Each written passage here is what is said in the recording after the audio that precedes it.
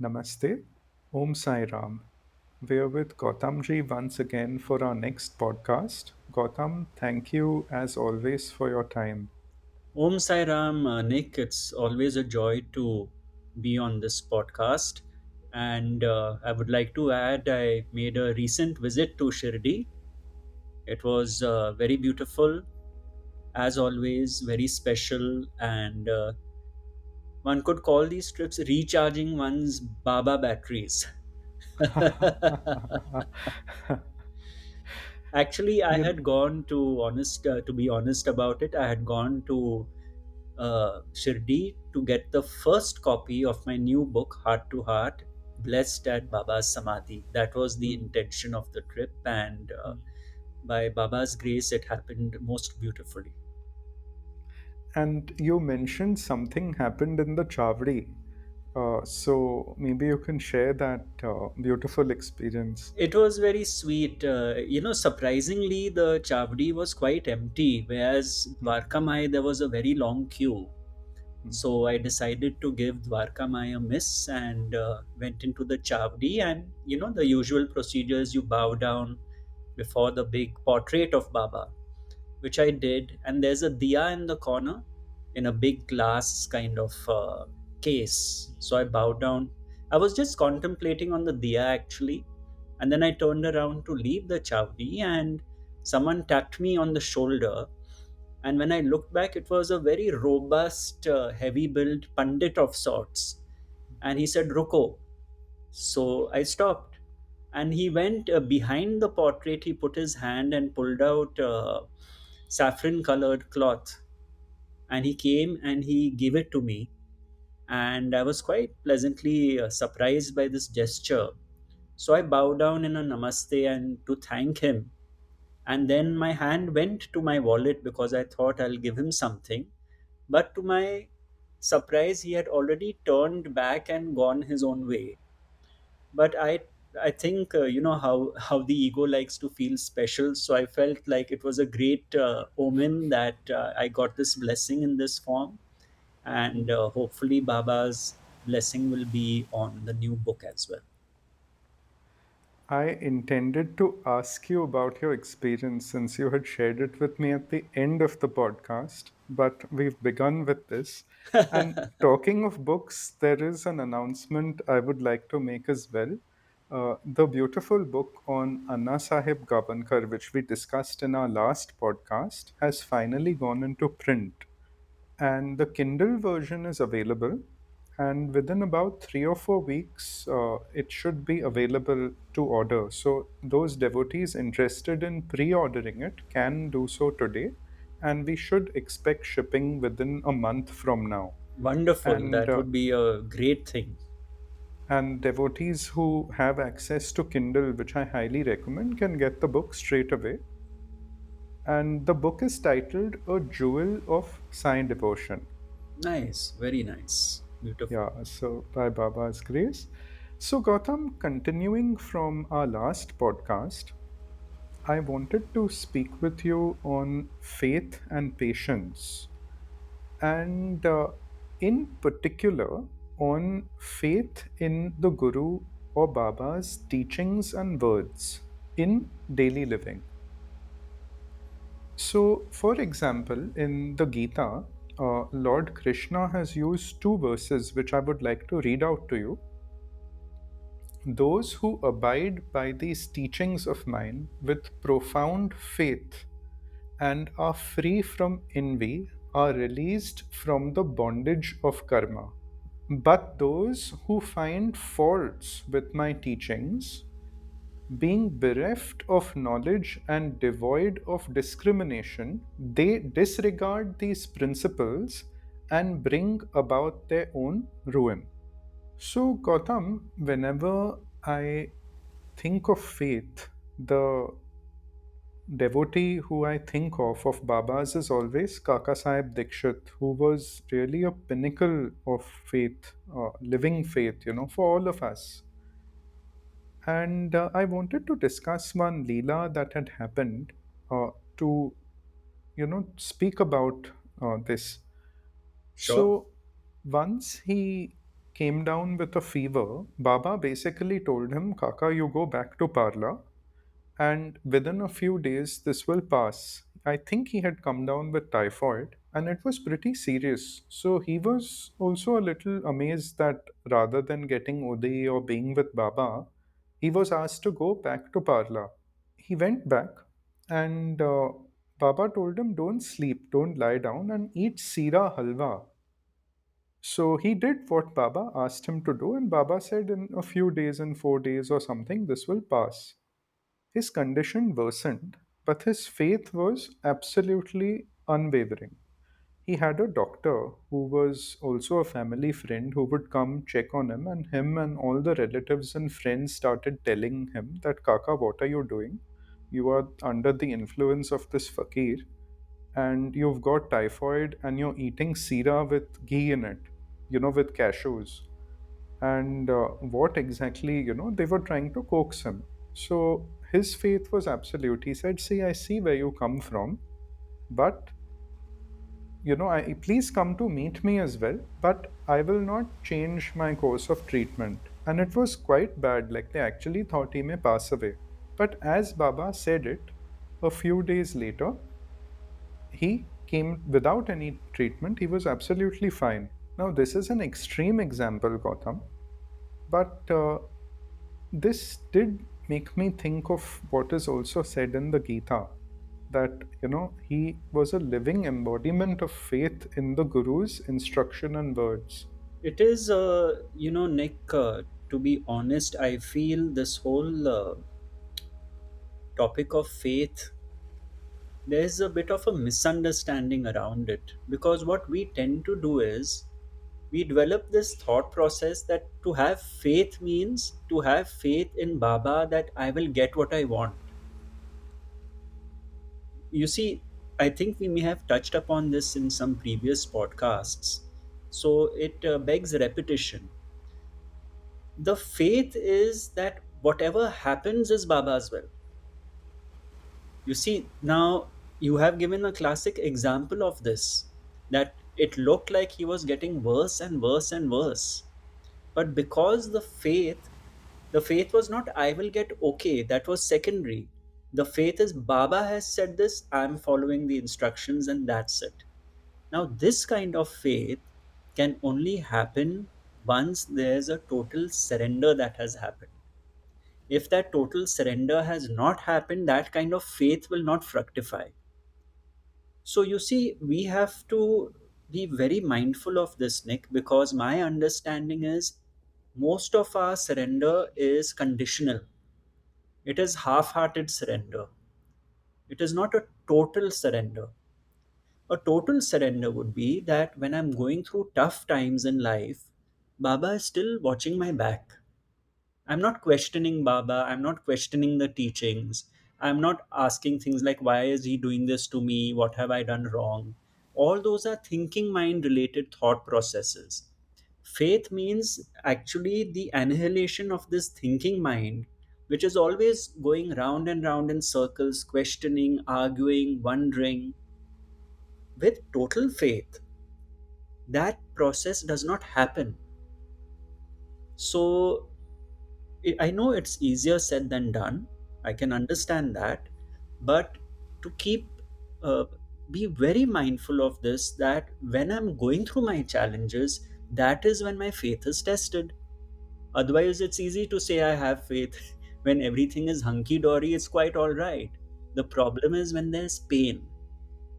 So, so faith is like a leap of faith. I would call it. Why is it a leap of faith? Because it is not rational, Nick. Faith is not something that comes through the mind. It is something in the heart where you give up this trying to understand your life situation, your challenges. You stop questioning all that. You have to deal with what is arising in the moment. And a total faith in the divine will of God, in the divine will of the source, consciousness, or the absolute which Baba was a representative of, is what takes us through those challenges. It is not an outcome based faith, to reiterate this point. Gautam, for devotees that are on the journey, I wanted to speak to you about these incremental steps in between and maybe certain favorable attitudes that they can take, little baby steps, so to speak. So, one of these I felt is that, see, at times when you go through the teachings and that becomes the filter through which you see life, say you're immersed in the Satcharit, you are very dedicated with your reading and practice, and certain situations come up where, say, your mind, this is where patience also comes in. Your mind gets impatient, it's thinking, going in circles, there's no stillness of mind. And if you have this faith that, see, in this moment I may not understand, like Baba has advocated, be patient, or the other teachings, like maybe which is more relevant to your particular situation. But in those moments, to say, maybe this doesn't make sense to me now, but I trust Baba's way that he has shown, and I will give it time. I trust Baba. What situation comes up or my interpretation, the judgment of this situation, I don't trust that. So you trust Baba, you trust Baba's teaching, the path shown, because, see, we may not all have direct experience of Baba, but the teachings are there, the path is shown. So would that be a favorable attitude? So in the sense, and see, I also feel each time you do this and succeed, it'll strengthen your faith, right? Your shraddha will increase because you have, it almost becomes like a principle by which you live by. So the more you are able to do it, then that gets deeper ingrained. Yes, because you see, Nick, this becomes fresh conditioning. This way of being, this way of living, this new attitude, this new approach. By and by, it is a practice, it is a sadhana.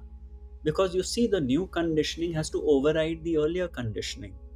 So you are quite right. It happens in incremental steps, and that is the best way because that is how we learn. I would like to express a few thoughts on patience. You see, my understanding is this patience is not the opposite of impatience because people think that, oh, I must not be impatient, so that is what patience means. No. What does it mean to wait patiently? It means don't rush into something. It means that something could even be a thought process. You know how our minds keep rushing out and trying to decipher events, happenings, people, experiences, and so on. Always on the go. Patience means, for me, it means step back and witness what is going on. That is the quality of patience being referred to. What we feel is that we want an outcome, we get impatient for that outcome, and now we are being told saburi rakho means no, no, don't be impatient, be patient, you'll get the outcome. No, it's not that. Absolutely. You see, that is the misconception because no who has guaranteed the outcome. Nick, even Baba has not. He has also said events unfold according to prarabdha. So we need to be cognizant of this fact that Baba is not giving any guarantees, and what may appear to us as disappointments and failures may be what is needed for us for our life lessons. So this patience is like hold your horses, don't rush into reactions, into doing things. Take it step by step, take it gradually, because when that happens, Nick, there's a wedge which is placed between what is happening in our life and our approach or reaction to it. It makes us more calm, it makes us more equanimous, and we are able to deal with the situation we have been presented with with patience and faith. It's almost like a trishul, faith, patience, Baba's will, you could call it whatever you want, surrender. They are all like a trinity because They're all so intimately linked.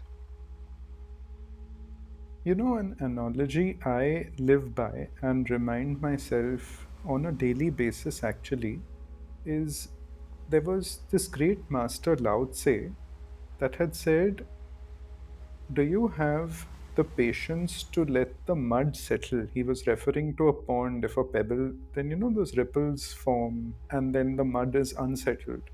So I visualize that sometimes, that in any situation, be it good or bad, whatever the situation be, life tends to, in your pond, throw stones and these ripples are formed. And sometimes when we just be without thinking or feeling you have to do something, you let things settle down. And I feel in most cases, then the truth reveals itself. That's why in the last podcast, there was this funny line I said, Sabar se milega khabar. So that line also I tell myself, it's not that you find out some information, but I feel the truth reveals itself when you're patient. Yes, and why is that? Because the me is not stepping in and forcing its point of view onto the situation. We are allowing that to reveal itself, as you say. Otherwise, we are bombarding it with what we want, what we need, our thoughts, what we think is right. And this is like, hey, I've mentioned this before. A friend of mine has a most beautiful prayer. Every morning he says, today I promise myself I will get out of my own way. It's the same thing. Another aspect, Gautam, I wanted to talk to you about that, see, in the masters, the contemporary masters of Baba's method of teaching was also very unique. It was through the Leelas. There was no direct instruction per se. And it was like if Baba said something, it was quite cryptic. Like only those devotees that were very close to him for many years could. I mean, it was still like guesswork on their part, but it was not very easy to understand what Baba said or the depth of. So, even in this aspect, there were two things I thought of. That one is, see, when we are humble enough to realize that even if Baba appears and points in one direction, we may not know what that means, like the finger pointing, like go here. It's one is the humility to realize that even if Baba gives you direct instruction, you may not truly comprehend through the mind. But when that surrender is there, the trust is there, he himself, I feel, will get like the seed is sown in you, it will sprout by his grace. Yes, that is most certainly, most certain. But one thing I feel is that it's such a great tool employed that the teachings are revealed through the Leelas. Because you see, the ego doesn't like to be told things directly. Nobody likes it. None of us like it. So, what Baba has done, and stories are a very beautiful way to convey a message. So, what Baba has done is through these Leelas, he has conveyed the highest teachings, but some work we have to do also, Nick. The Guru is not going to do all the work. How does he test a sadhak's sincerity and earnestness? That you take some trouble to understand the story, to see what's behind it, and exercise your own flame of attention, your own buddhi, and that way together we walk this road towards self-realization or enlightenment or whatever you may call it. So it is a two-way street. Speaking of tests, Gautam, if a devotee takes this attitude, this mental attitude, that tests are invisible, and throughout you begin to see them as invisible tests of faith. If one is sincere, that could be a favorable attitude. Yes, and Nick, it is everyone's experience. The next moment is a surprise. Could be bad news, could be no news, could be good news, we don't know. But it is everyone's experience that one is being tested all the time. Tested through relationships, through circumstances in life, situations, but we are always being tested.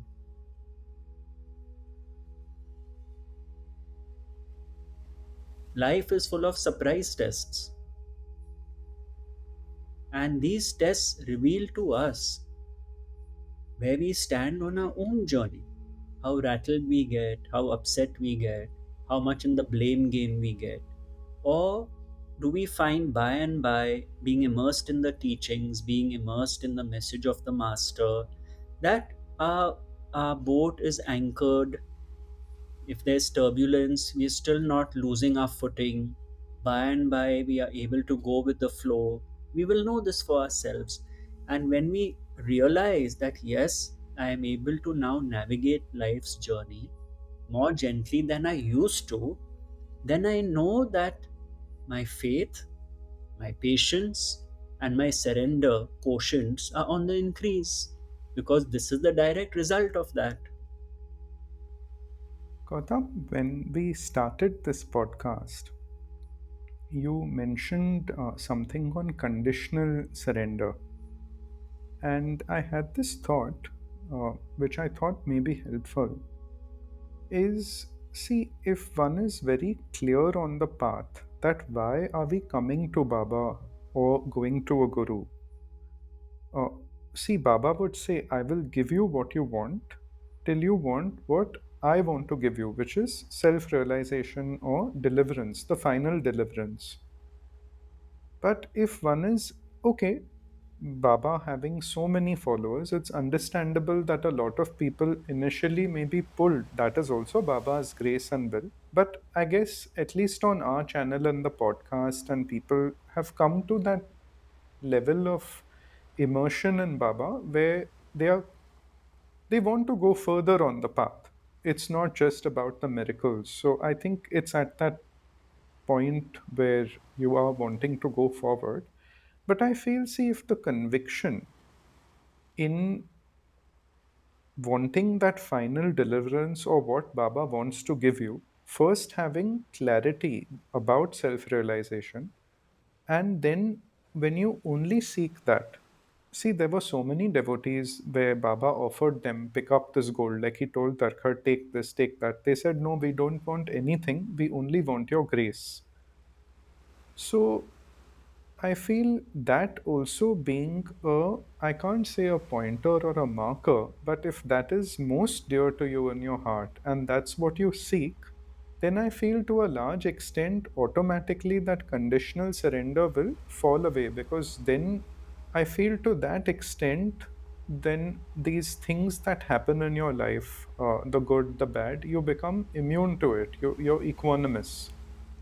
As Baba said in the Gyaneshwari, when embodiment happens and one is given a body, that according to that karma, that is predestined, that will come your way. But where our focus is, and what we seek and our earnestness, so I feel that then plays a major influence in, whether we have even a trace of that conditional devotion, surrender, and patience. Yes, and you see why it is conditional is because we are still having one foot in the material world. It is when we realize that the mundane material world has nothing of substance to offer, which is our experience. It's just that once we know that enough, when enough things go wrong, when there are enough disappointments, we realize that this world outside we cannot bank on. You see, that person becomes a true seeker. He is looking for that happiness which does not depend on this outside world. So when Baba says, what I want to give is self realization, this becomes a marker to that. So our surrender is conditional because we still have one foot in the external world while we've got a taste of the internal, you see. So by and by, on one's spiritual journey, if one keeps up with the practice or keeps contemplating on the teachings, the external world will lose its grip, and then the conditional surrender slowly becomes total surrender. This is how it normally happens. But we must not discount the fact that even a conditional or partial surrender is a very big thing, because the ego has realized I'm not in charge, I'm not in control, events are not in my hands. There's a higher force, and to relate to that higher force, I have Baba as a form which I can relate to because we are in the realm of form. And so I start seeing, when I start seeing things as His will, what it means, it's not my will, it's the will of a higher force. So it is great to even have a conditional partial surrender when one keeps at it, when one keeps reviewing events in one's life through this new angle, this new prism, by and by, it becomes gradually deliverance. That is how normally it works. In some people, of course, it's a sudden transformation, like overnight. There's such a big revelation and they transform, but that is rare.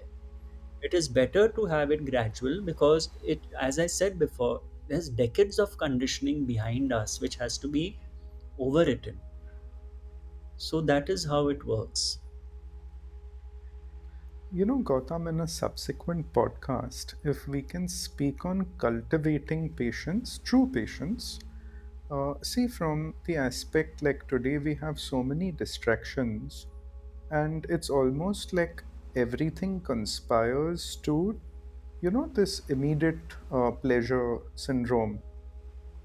So you have social media, all these sort of things, and there's a lot of normalization of that. So, in one sense, it becomes more apparent.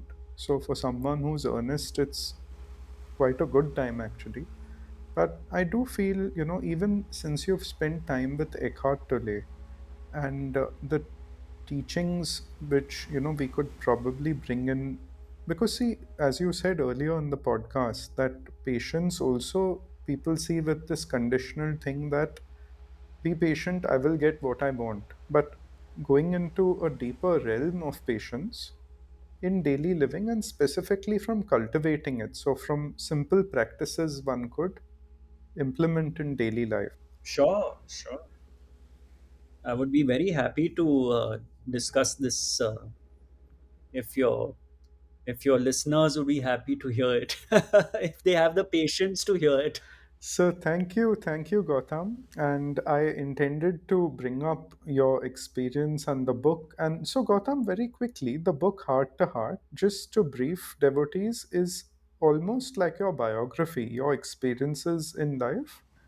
So, if someone is interested in your spiritual journey and your transformation, your earlier years, that is documented in your experiences are in that book. Yes, what I'd like to clarify, Nick, is it's not a regular biography of, what happened in childhood, which school I went to, college, all that stuff. No. It is broadly essays which fall in three categories. One is sacred places I visited in India and around the world, which I visited based on intuitions which came to me. So it's like a travel log to such places. The other section, one could say, is a section of experiences I had as a spiritual book publisher. Some were not pleasant, but I was young then, and it showed me how even the spiritual ego one has to be careful of. You see, because I had met certain masters and teachers in my journey as a publisher, and I felt it must be shared to the audience, not as a criticism, but to learn that we will come across surprises on the journey, and how we handle them is what is important. And the third section is my personal spiritual journey. My personal journey, starting with Lord Ganpati, with Shirdi Sai Baba, eventually landing up at the doorstep of my Advaita Guru Ramesh Balsekar. So, this is the broad categorization of these essays, and I do hope that the readers will enjoy this book. Wonderful. I will put a link in the description for devotees who wish to get it. I believe it's on Amazon on your website, so I'll share a link. Similarly, I will also share a link to Anna Sahib's book, which we had discussed in the earlier podcast, A Jewel of Sai Devotion. And it's really a very, it's actually a very big blessing of Baba that this book came our way because, his story is something I feel every devotee must read, and even his writings, which he was commanded to write by Baba. So the book is segmented in two sections. One is his life story and his experiences, and the second is a compilation of pointers from his satsangs and writings. So it's very nicely put together. It took about 3 years. So I hope devotees can share it with others too, and it's available both in print and in the Kindle format. Yes, and as we said, Nick, in the last podcast, that this is actually a very valuable contribution to Baba literature. I think it will have a significant role to play in the coming times. I feel so too, Gautam, because one particular unique thing about Anna Sahib, I feel, is that he met Baba. He was blessed to meet Baba when he was a young child, and he had continuous experience of Baba throughout, where his entire spiritual deliverance, which was Baba's promise, you know, up until 1985, and his writings again were commanded by Baba. So I feel, in terms of literature, the teachings, the pointers, and basically, see, Baba would say, without faith and devotion, I'm unattainable. And the whole crux of what Anna speaks of is prem bhakti, love for Baba. And like even the masters like Ramakrishna Dev, they would speak of this, but see, particular to Baba, I feel this is extremely unique, and there is much inspiration, and there are many jewels in this book for devotees that are especially sincere. It's clearly Baba's will that this book is coming out. Absolutely. And I forgot to mention this in the earlier talk, Gautam, and this is a very important point. So in 2019, Vinima had spoken about Anna's writings, Sheila, which is, in fact, we are working on the translation now, so even that book will come, and Shirdi Sai Baba, the main book which he had written. So in the documentary we did with her on Anna's life, she mentioned that these are his writings and devotees must read them. I had it at the back of my mind, but one day I got an email randomly in which the email stated that, see, uh, would you consider doing podcasts on Anna's writings in Shirdi Sai Baba with Gautam? Okay, and the book is available with Anna's son, Dr. Sainath Kavankar. Here is his number, so you can please order a copy, read it, and consider if you can do podcasts with Gautam on this. So I remembered Ma mentioning that this is a book we must read, and at that time we were setting up House of Sai because we were basically getting all these books that were difficult to get, putting it under one roof for the convenience of devotees. So I said, okay, he's an old man. He sent these books by India Post. So I didn't think of it at that time from fulfilling the thing of doing the podcast, because we just got the book, we listed it, and I forgot about that email. Then we did the video series with his son. This book came, and then I remembered that email. And believe me, Gautam, that email is nowhere to be found. Oh God. So the phone number, see, there are many identifiers. The Right. phone number, Dr. Sainath's name, and I don't delete emails. That email is nowhere to be found. And it mentioned in particular, can you do podcasts with Gautam on the writings of Dr. Gavankar? So you see, it is Baba's will how these things happen, and how the book came to be. I mean, all of it. But yeah, I'm deeply grateful, and I do hope devotees. I actually would say, like, please take the initiative. We're making these books available at print cost. So if they would even want 5 or 10 copies at about 99 rupees of print cost, they can take it and distribute it to others so they may benefit. Amazing. Amazing. Really looking forward to this, Nick. Yeah, yeah. So I thought I'd share that story. I'd forgotten about it, but yeah, that email is nowhere to be found. So thank you, Gautam, for your time as always. Thank you. Thank you. My pleasure, And Nick. we may do another podcast very soon. Yes. God willing. All right. Okay. Om Sai Ram. Om Sai Om Ram. Sai Ram.